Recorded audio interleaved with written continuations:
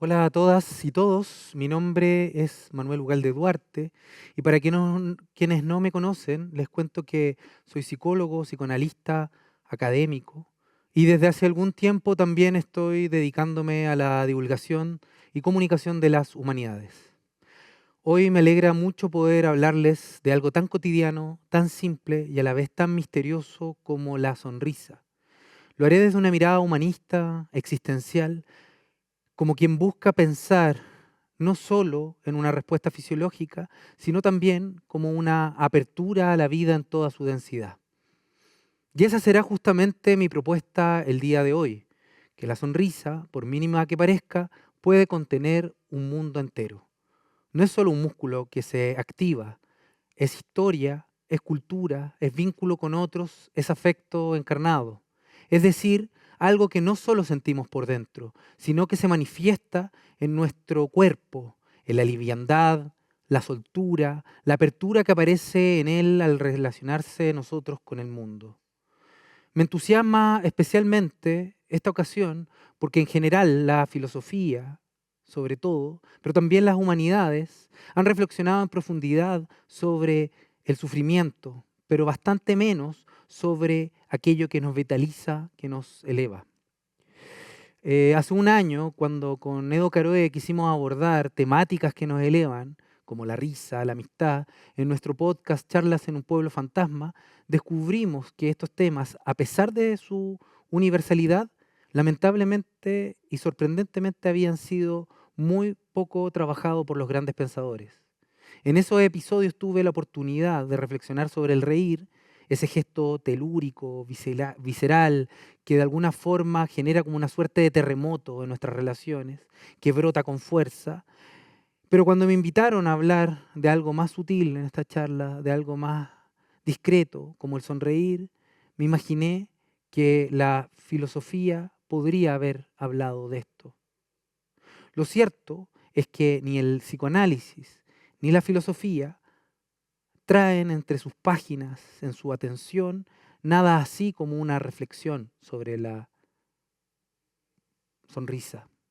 Más bien se han dedicado, como ya les comentaba, a temáticas mucho más oscuras, como la angustia, como la tragedia, como el malestar.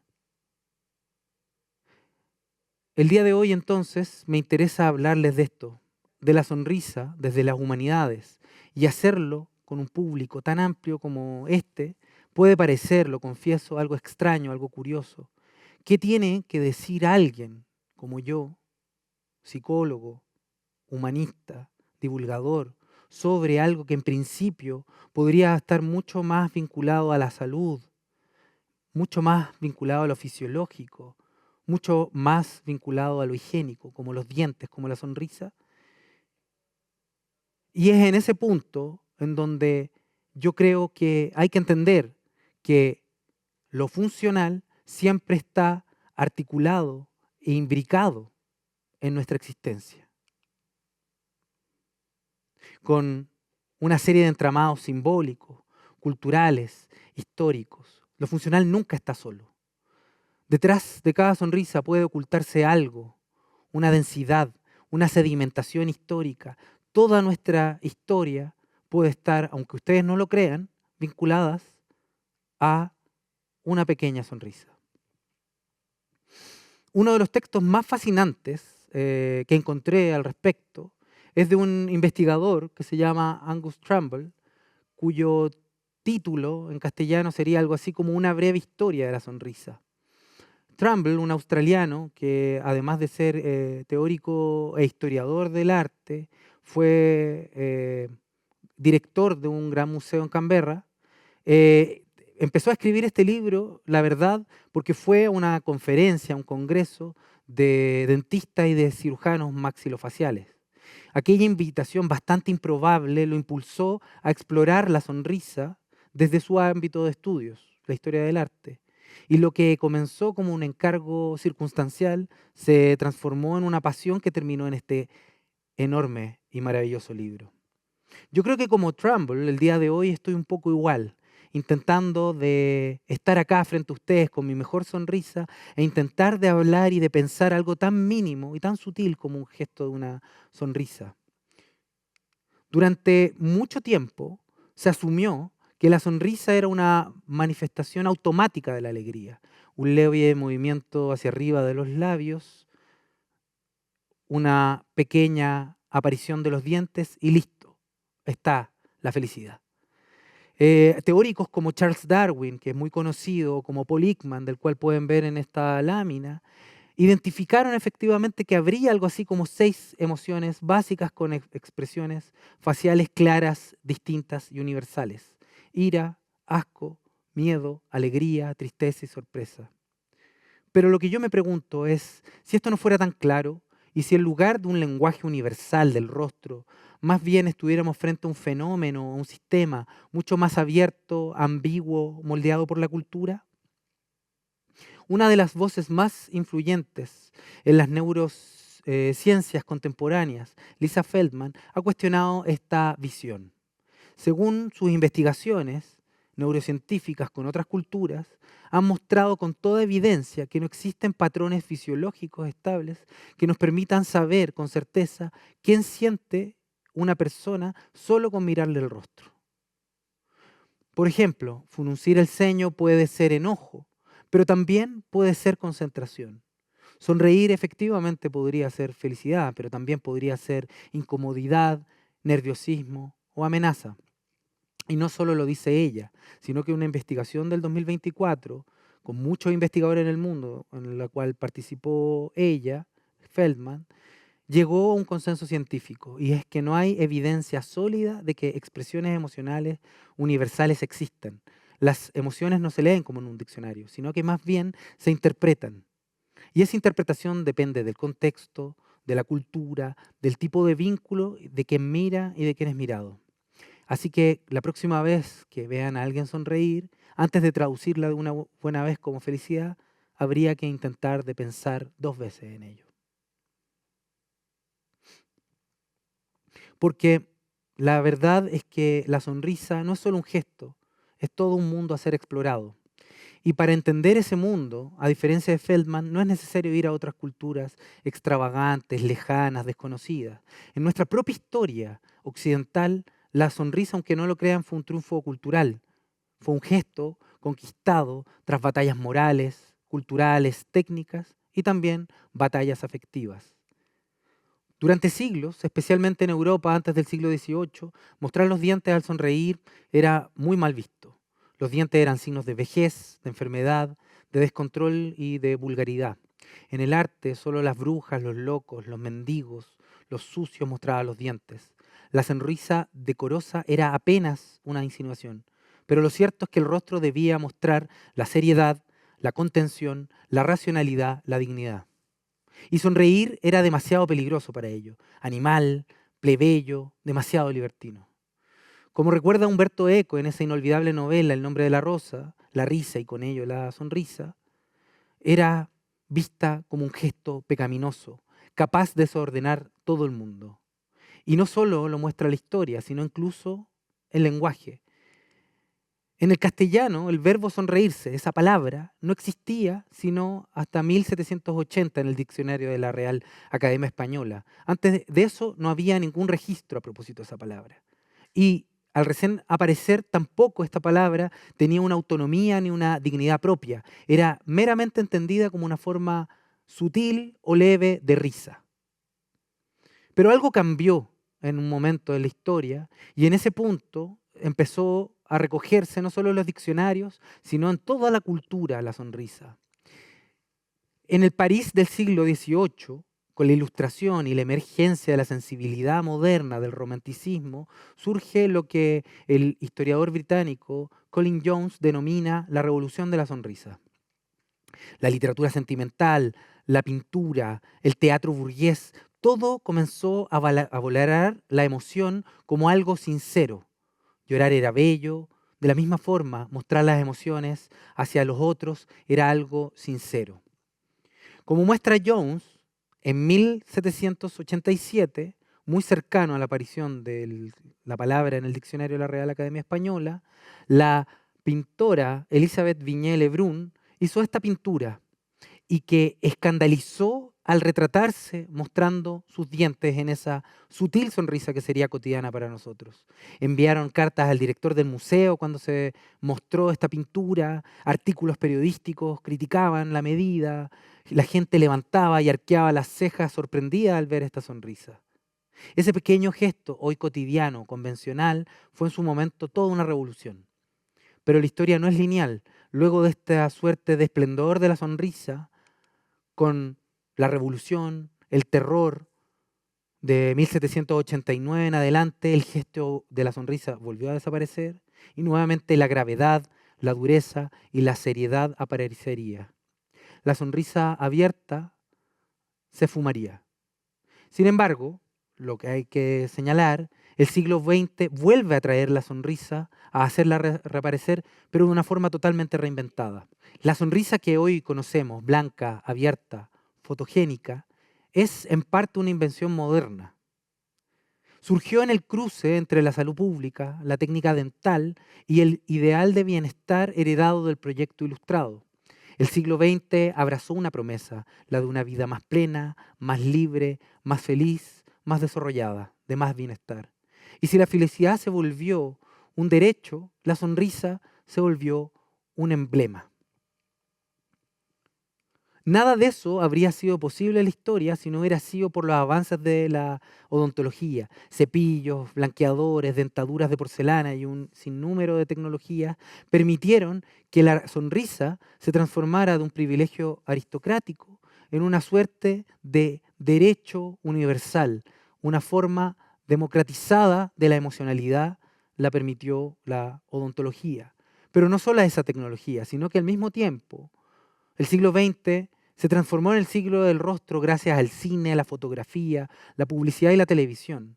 Todos pusieron el rostro en el primer plano. La intimidad por fin se volvió imagen, pero al mismo tiempo mostrar la sonrisa pasó a ser una forma no solo de hacer imagen, sino de mostrar por fin quiénes somos nosotros. En medio de este nudo vertiginoso de aparición de las emociones y de la identidad afectiva, la modernidad por fin legitimó nuestra interioridad, nuestra afectividad, la consagró y convirtió la expresión emocional en parte constitutiva de nuestra identidad personal, del yo genuino y auténtico que queríamos mostrar. Ya no enteramente nuestra vida se explicaba por nuestra clase, por nuestra nación, por nuestra familia, por nuestra etnia. Algo interior a nosotros merecía ser expresado. Pero lo cierto es que en estas tensiones históricas, al mismo tiempo que la risa liberó, también impuso. Lo que fue conquista en algún momento histórico se volvió una exigencia. Durante décadas y aún hoy, muchas mujeres han sido instruidas de forma explícita o implícita a sonreír. Una mujer seria es antipática, otra que no sonríe, tiene la regla. De alguna forma, a la mujer se le ha impuesto, más allá de lo deseable, un ideal de dulzura. Y lo mismo ocurre en las redes sociales. Probablemente a muchos de acá presentes les ha ocurrido que cuando suben una selfie, se sienten obligados a que esa selfie muestre una sonrisa, que de alguna forma muestren su encanto, que de alguna forma se muestren felices, disponibles. Entonces, eso tensiona esta historia de la sonrisa y lo que fue un gesto, una revolución de afecto genuino, termina transformándose en una suerte de performance diaria. La sonrisa desgasta esa dimensión afectiva y se transforma en una suerte de eslogan sin interioridad, una imagen sin profundidad y una suerte de vitrina sin ningún encuentro. Ahora bien, hay que preguntarse, ¿qué hacemos con la sonrisa? ¿La eliminamos? ¿Renunciamos a ella? ¿La cuestionamos por falsa? Yo creo que tal vez no se trata de eso.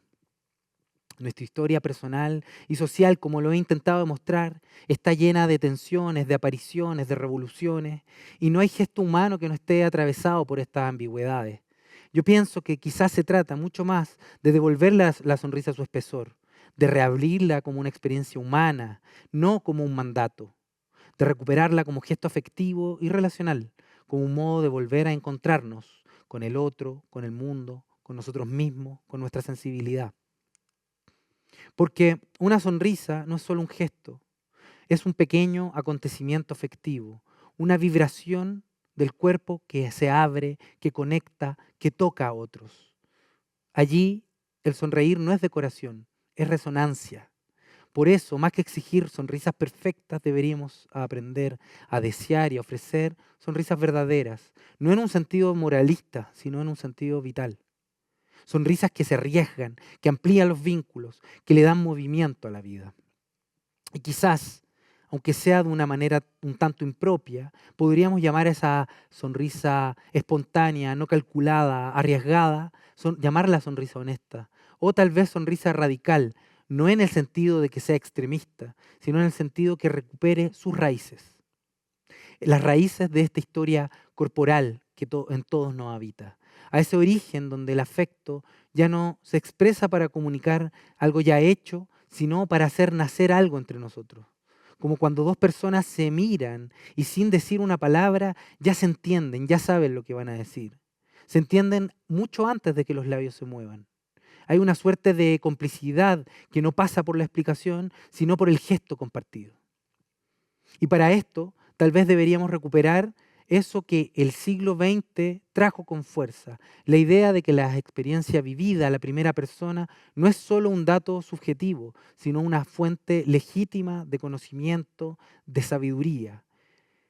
Quien ha vivido un duelo, quien ha vivido un quiebre profundo o quien ha vivido el gozo y la alegría de un primer hijo, sabe que cuando otra persona vive un duelo, vive un júbilo o una alegría de ese tipo, sabemos mutuamente que no necesitamos explicarnos en detalle cada una de estas cosas. No necesitamos explicaciones teóricas. Ya el hecho de haberlo vivido puede ayudar a abrir una puerta a una comunicación previa a cualquier palabra, a cualquier explicación racional. Es una vivencia, un compartir hecho carne. Y si es que afinamos el oído, si nos damos tiempo a escuchar con el cuerpo, podemos aún registrar esos ecos de las sonrisas primeras que vivimos, las que nos habitaron antes de que tuviéramos palabras, las que aún hoy, en un metro lleno o en una sala llena como esta, pueden aparecer sin aviso y abrir un mundo. Imaginemos una situación en detalle. Vamos en un metro lleno, probablemente a muchos les ha ocurrido, cruzamos la mirada con un desconocido y de pronto compartimos una sonrisa cómplice.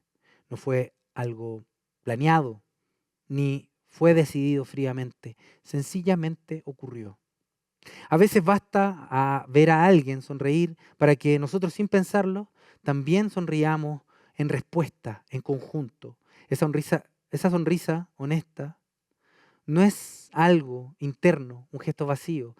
No, es más bien como cuando nos lanza una pelota de fútbol y nuestro cuerpo, si sabe algo de fútbol, se mueve sin ni siquiera pensarlo, se coordina al instante para recibir esa pelota y patearla. O como cuando suena esa canción que nos encanta, que conocemos, que sabemos, y empezamos sin siquiera pensarlo, sin meditarlo, a vibrar con ella, a bailarla, incluso tal vez a recitarla en nuestra mente.